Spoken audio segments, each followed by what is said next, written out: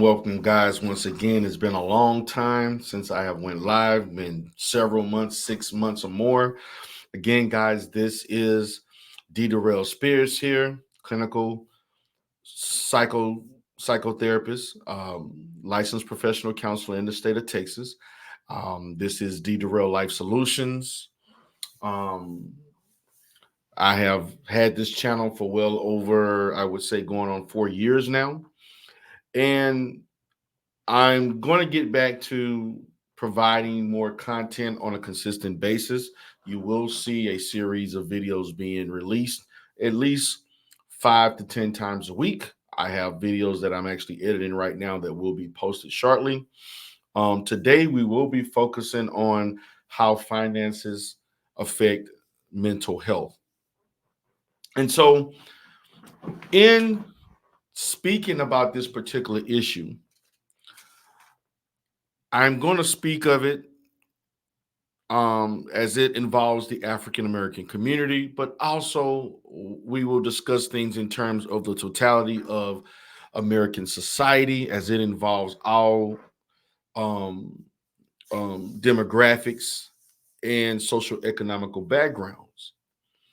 And when we talk about finances, we're focusing on a variety of different layers in our life. How without the appropriate amount of capital, it hinders your ability to function in a certain manner. And unfortunately, in our community and in American society, we tend to equate money with happiness.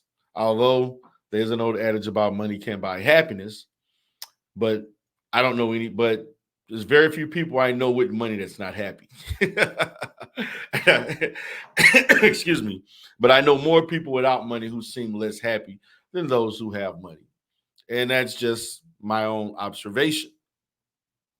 So I want to just talk about a few things. I don't want to be too long within this video, being that this is my first video back, just kind of get things swinging, get things going. So the first thing that I like to discuss is how money affects your ability to function in your everyday life. One of the biggest um, stressors that lack of finances or how finances affect one's mental health is paying bills. Paying bills consists of everything that you utilize in life in order to function, in order to live, in order to thrive.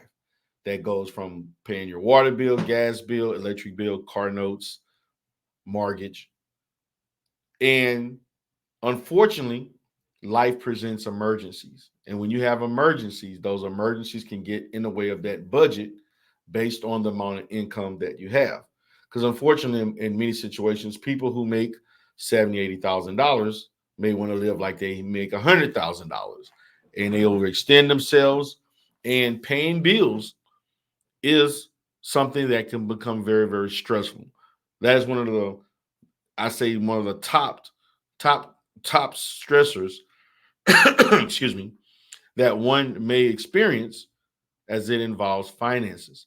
So the pressure is either I'm going to make more money or I'm going to lower my spending habits and my level, my standard of living, which most Americans don't want to lower their standard of living. We have been conditioned to want to. The more money you make, the more money you spend. Next thing you want to look at, I wanted to look at is healthcare.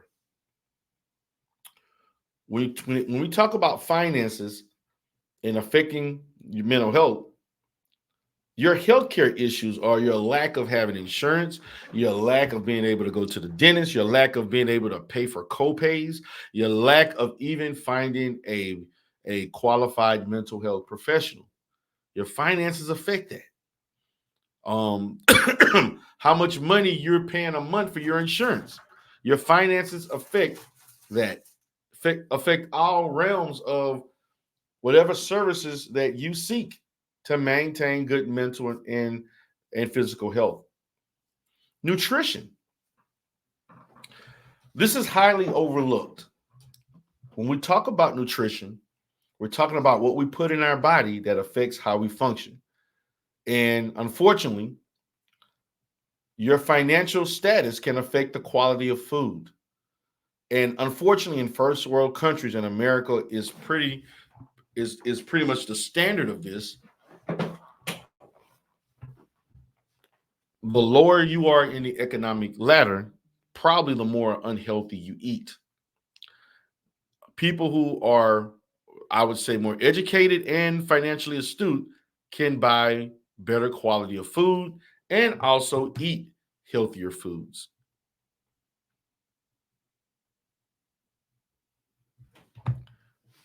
So, with that being said,